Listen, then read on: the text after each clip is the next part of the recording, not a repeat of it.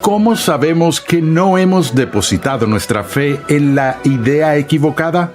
En este episodio de Renovando tu Mente, el Dr. R.C. Sproul aborda esta pregunta y examina algunas de las razones por las que muchas personas están seguras de su salvación cuando en realidad no son salvas. El Dr. Sproul fue el fundador de Ministerios Ligonier y la lección de hoy proviene de nuestra serie La Seguridad de la Salvación. Recuerda visitar nuestra página web renovandotumente.org, donde podrás descargar gratuitamente la guía de estudio de esta serie. Pasemos al salón de clases una vez más a escuchar al Dr. Sproul mientras nos habla sobre la diferencia entre una falsa seguridad de salvación y una seguridad real y bíblica. Vamos a continuar con nuestra serie sobre la seguridad de la salvación. En nuestra última sesión vimos los 4 grupos diferentes de personas en el mundo, aquellos que no son salvos y saben que no son salvos. Vimos a los que son salvos y saben que son salvos, aquellos que son salvos y aún no saben que son salvos, y luego lo que lo arruina todo, la 4ª categoría de aquellos que no son salvos, pero que tienen la seguridad de que son salvos. Entonces, lo que complica nuestra búsqueda de la seguridad de salvación es que vemos que hay 2 categorías de personas aquí que están seguras de que están en un estado de salvación. El único problema es que uno de ellos, de hecho, no está en un estado de salvación. Por lo que aquellos que están en un estado de salvación ahora tienen que hacer la pregunta: ¿cómo puedo estar seguro de que mi seguridad no es como la seguridad falsa de aquellos que piensan que están siendo salvos, pero no lo son? Eso nos lleva de vuelta a la primera sesión donde vimos la advertencia de Jesús en el Sermón del Monte, cuando él dijo que muchos vendrían a él en el último día diciendo: Señor, Señor, no hicimos esto y demás. Obviamente estas personas acuden a Jesús plenamente seguras de que le pertenecen a él, y él las rechaza, exponiendo así su seguridad como un engaño, como falsa. Entonces, lo que quiero hacer en esta sesión es hacer la pregunta: ¿cómo es posible o qué diferentes formas hay que conducen a una falsa percepción de seguridad? Vamos a ver varios problemas distintos que encontramos, pero todos se reducen básicamente a 2 aspectos. El primero es que las personas tienen una falsa percepción de seguridad y salvación porque no entienden los requisitos para la salvación. Tienen un malentendido de lo que implica la salvación. Si tienes una mala teología de salvación, eso puede llevarte a una falsa seguridad. El segundo gran problema es que si tienes una teología correcta, entonces tienes que ver que también es posible que una persona tenga una teología sólida, una comprensión sólida de qué es lo que se requiere, pero están equivocados en términos de si personalmente han cumplido verdadera y auténticamente esos requisitos. Así que esto complica las cosas doblemente, por lo que veremos esto en la perspectiva más amplia a partir de ahora. El primer error importante que conduce a una falsa percepción de seguridad de salvación es el error del universalismo. El universalismo enseña que todos son salvos, todo el mundo va al cielo. Si estoy convencido de esta doctrina de salvación, es un simple silogismo para mí pasar de la doctrina de la salvación universal al estado de mi destino como individuo en particular. Puedo hacerlo de esta manera silogísticamente. Todos están salvados, soy parte de todos, por lo tanto soy salvo. Obviamente, si todas las personas son salvas y yo soy una persona, entonces puedo estar seguro de que yo también seré salvo. Esto también lleva consigo la idea de lo que yo llamo la doctrina de la justificación por la muerte. que creo que es la doctrina más frecuente de la justificación en nuestra cultura hoy. La mayor controversia en la historia de la Iglesia tuvo lugar en el siglo XVI entre la Iglesia Católica Romana y los reformadores protestantes sobre este mismo aspecto de cómo se lleva a cabo la justificación. Este tema de la justificación por la fe sola o por algún otro medio se convirtió en la disputa teológica más explosiva de la historia. Y hoy, sin embargo, este no es el tema predominante en nuestra cultura, sino más bien la doctrina que más compite con la doctrina bíblica de la justificación por la fe sola, es la doctrina de la justificación por la muerte. Ya he hecho referencia a las preguntas de diagnóstico del evangelismo explosivo, donde hay dos de ellas, mencioné una, en el que en la discusión para el evangelismo se le pregunta a la persona: ¿has llegado a ese punto en tu vida espiritual o en tu pensamiento donde sabes con certeza que cuando mueras vas a ir al cielo? Luego esa pregunta es seguida por la segunda pregunta: bueno, supongamos que tú murieras esta noche y estuvieras delante de Dios y Dios te dijera: ¿por qué debería dejarte entrar en mi cielo? ¿Qué le dirías? He hecho esa pregunta a muchas personas y francamente la mayoría de las respuestas que obtenemos, la más frecuente a esa pregunta es lo que llamamos respuesta de justicia por obras, donde las personas le dicen a Dios: viví una vida buena o hice lo mejor que pude, etcétera. Pero hablaremos de esto más adelante. Le pregunté esto a mi hijo cuando era niño y le dije: hijo, si murieras esta noche y estuvieras delante de Dios y Dios te dijera: ¿por qué debería dejarte entrar en mi cielo? Le dije: ¿qué le dirías a Dios? Mi hijo me miró como si esa fuera la pregunta más tonta que alguien puede imaginar. Y luego dijo: bueno, yo diría: porque estoy muerto. Como, ¿qué podría ser más obvio? Y yo pensé, aquí está él, siendo criado en un hogar que está comprometido con la teología bíblica, y no solo no le he podido comunicar la justificación por la fe sola a mi propio hijo, sino que ya ha sido capturado por la postura generalizada en nuestra cultura de que todos van al cielo y que todo lo que tienes que hacer para llegar allí es morir. Hemos eliminado de tal forma el juicio final de nuestro pensamiento y eliminado cualquier noción de castigo divino o de infierno de nuestro pensamiento y del pensamiento de la Iglesia, que ahora se asume que todo lo que tienes que hacer para ir al cielo es morir. De hecho, el medio más poderoso de gracia para la santificación que existe en nuestra cultura es morir.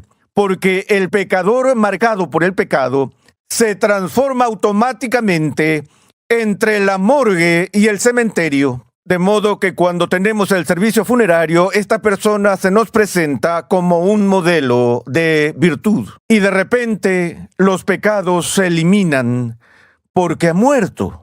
Es un asunto muy peligroso porque las Escrituras nos advierten una y otra vez que esté establecido que cada persona muera una vez y luego el juicio.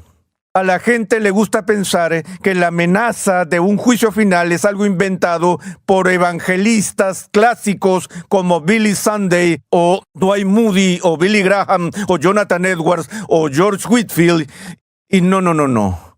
Nadie enseña con más claridad sobre un juicio final y una división entre el cielo y el infierno que Jesús mismo. Jesús habló más sobre el infierno que sobre el cielo y con frecuencia advirtió a sus oyentes que en este último día cada palabra ociosa sería juzgada. Pero si hay algo que queremos reprimir psicológicamente es esa amenaza.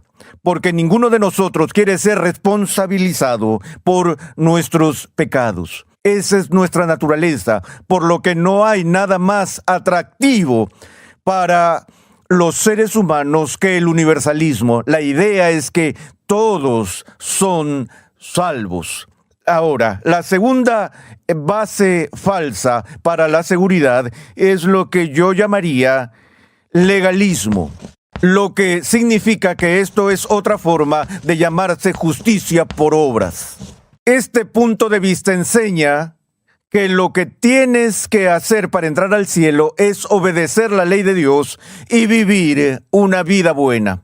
Es decir, que tus obras y tus buenas acciones te llevarán al cielo. Las personas piensan que han cumplido con el estándar que Dios ha establecido y sobre la base de la autoevaluación de su carácter y de su desempeño tienen la confianza de que van a aprobar el examen, que cumplirán con los requisitos y cumplirán con los estándares para entrar al cielo. Como dije hace unos momentos, en el programa de Evangelismo Explosivo, no solo le hice esas preguntas a multitudes de personas, sino que había entrenado a más de 200 personas que iban 1 o 2 veces por semana a la comunidad y hablaban con la gente y hacían este tipo de preguntas y guardábamos las respuestas. El 90% de las respuestas cayeron en la categoría de justicia por obras. Cuando le decíamos a alguien, si murieras esta noche y comparecieras ante Dios y Dios te dijera, ¿por qué debería dejarte entrar en mi cielo? ¿Qué dirías? Y la gente decía, he vivido una vida buena. O le di el diezmo a la iglesia, o trabajé con los Boy Scouts, o hice esto, o hice aquello, y demás. Pero su confianza descansaba en algún tipo de desempeño que habían logrado en su vida. Ahora, esto, de nuevo, es una base falsa para la seguridad, porque las escrituras dejan muy claro que por las obras de la ley nadie será justificado. Si alguien encarna esta falsa comprensión de la salvación, sería el joven rico que se encontró con Jesús durante el ministerio terrenal de Jesús. ¿Recuerdan esa historia?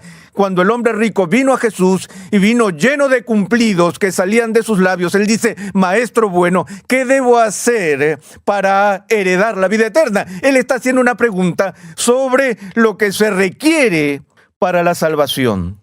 Pero él llama a Jesús bueno. Y antes de que Jesús responda a su pregunta sobre los requisitos para ser salvo, él detiene al hombre en su camino y lo desafía diciéndole, ¿por qué me llamas bueno? ¿No sabes que nadie es bueno sino Dios? Ahora, debido a esa respuesta, algunos críticos dicen, bueno, Jesús claramente está negando su propia bondad aquí y su propia deidad aquí. No. Jesús sabe muy bien que este hombre no tiene ni idea de la persona con la que está hablando. No sabe quién es Jesús, no sabe que le está haciendo esta pregunta al Dios encarnado. Todo lo que el hombre rico sabe o el joven rico sabe es que está hablando con un rabino itinerante y está haciendo la pregunta teológica, ¿qué tengo que hacer para heredar la vida eterna? Jesús se detiene y dice, un momento, esta es una especie de mirada superficial de la bondad la que estás usando aquí. ¿Por qué me llamas bueno? ¿No has leído los Salmos? Sé que no has leído la carta de Pablo a los Romanos porque aún no ha sido escrita. Pero en esta carta Pablo, citando el Antiguo Testamento, dice de nuevo, no hay justo ni aún uno. No hay quien haga lo bueno. Espera un minuto. Eso parece absurdo. Todo el tiempo vemos personas no creyentes haciendo el bien. De nuevo, depende de lo que quieras decir con bueno. El estándar bíblico de bondad es la justicia de Dios. Y somos juzgados de 2 maneras. Una, por nuestra conformidad conductual a la ley de Dios. Y 2, por la motivación interna o el deseo de obedecer la ley de Dios. Puedo ver a alguien por fuera y ver personas a mi alrededor que no son creyentes, que están realizando lo que Juan Calvino llamó virtud cívica.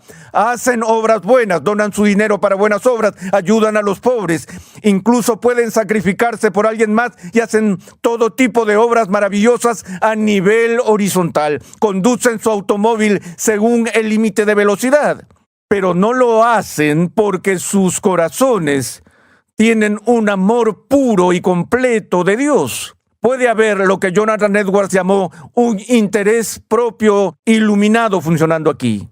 Una vez escuché la historia de un hombre que es un incrédulo, que está parado afuera en la calle cuando este edificio se incendió y hubo prisa por rescatar a las personas que estaban en el incendio y los bomberos entraron y sacaron a tanta gente como pudieron.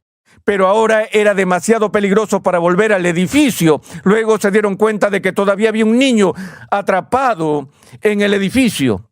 y de la multitud de transeúntes, este hombre, ignorando las llamas e ignorando el incendio, corrió hacia el edificio y todos en la calle lo aclamaron. Y unos momentos después regresó vivo y a salvo con un bulto en sus brazos. Y la gente continuó aclamando hasta que se dieron cuenta de que había sacado los ahorros de su vida y había dejado morir al niño. Ahora, la pregunta es esta. Supongamos que el hombre hubiera perecido en las llamas. Habría sido un héroe local, porque la suposición sería que había arriesgado su vida para salvar a un niño, no para salvar su fortuna. Pero tenemos que ir aún más allá de eso. Creo que es posible que los incrédulos corran para entrar a ese edificio para salvar del fuego la vida de un niño y pierdan su vida en el intento. Esto es justicia civil. Es la preocupación natural que tenemos unos por otros. Pero cuando Dios mira el acto, Él está diciendo, esta obra precede de un corazón que ama a Dios totalmente. Recuerden el primer mandamiento, amarás al Señor tu Dios con todo tu corazón y con toda tu alma y con toda tu mente. Y si obedezco la ley externamente, mientras mi corazón no está completamente entregado a Dios, entonces tenemos que mi virtud ha sido manchada. Es por eso que Agustín dijo que incluso nuestras mejores virtudes no son más que vicios espléndidos, porque mientras estemos en este cuerpo de carne habrá pecado que se adherirá a todo lo que hacemos. De nuevo, esto es lo que el joven rico no entendió. Pensó que había cumplido con el estándar. De nuevo, Pablo advierte en el Nuevo Testamento que aquellos que se comparan a sí mismos y se comparan a sí mismos entre ellos no son sabios.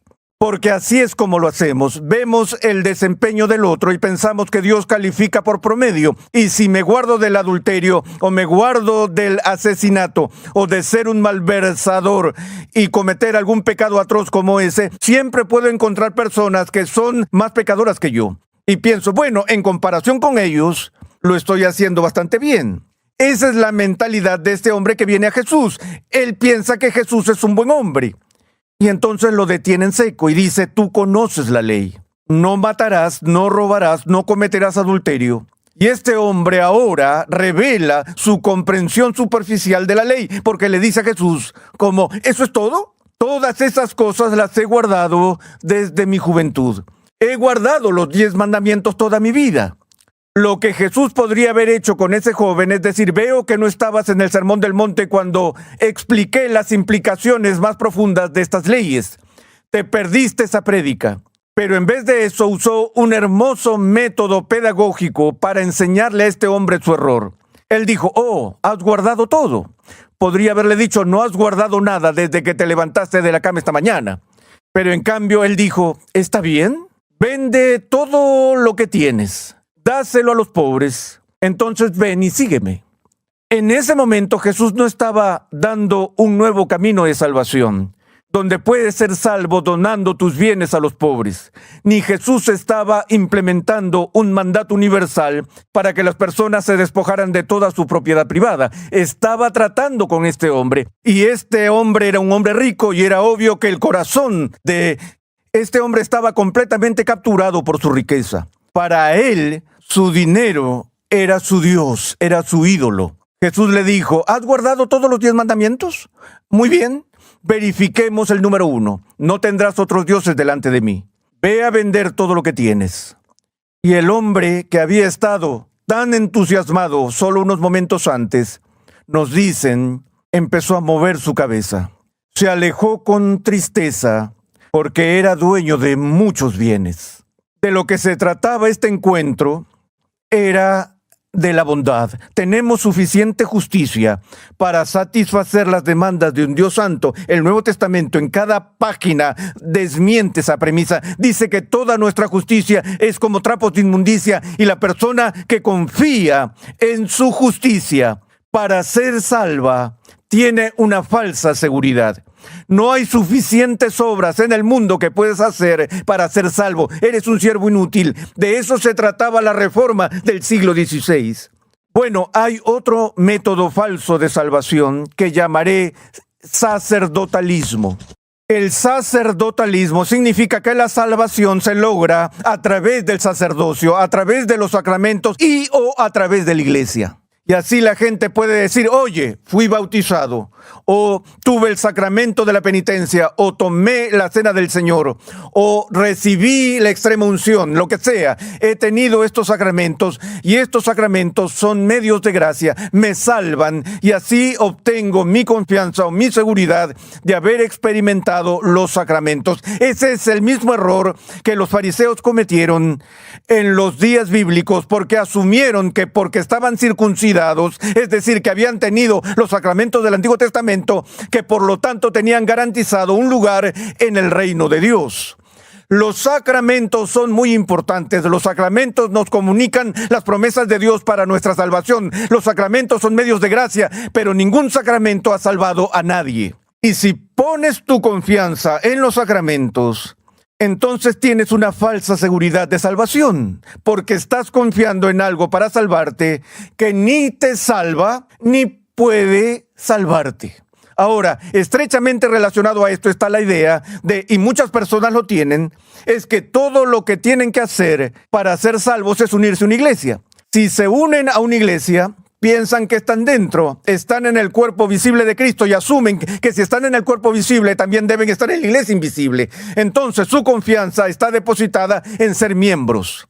Entonces, si son miembros de la iglesia, ya saben, ¿eres salvo? Ciertamente, soy metodista. ¿O eres salvo? Claro, soy episcopal. ¿Eres salvo? Bueno, soy presbiteriano, por supuesto. De nuevo, la membresía de una iglesia no justifica a nadie. Y por lo tanto, tenemos otra forma falsa de tener seguridad, que es una base ilegítima para la seguridad en general. Ahora, finalmente, como mencioné antes, en el llamado mundo evangélico tenemos otras formas. Hacer la oración del pecador, levantar la mano en la reunión evangelística, pasar al frente en un llamado al altar, hacer una decisión por Jesús. Todas estas son técnicas o métodos que se usan para llamar a las personas al arrepentimiento, para llamar a las personas a la fe. Y están bien, pero el peligro es que si dices la oración, levantas la mano, pasas al frente, tomas una decisión, terminas confiando en eso. Cuando ya hemos visto que esas profesiones externas pueden ser engañosas y que realmente no están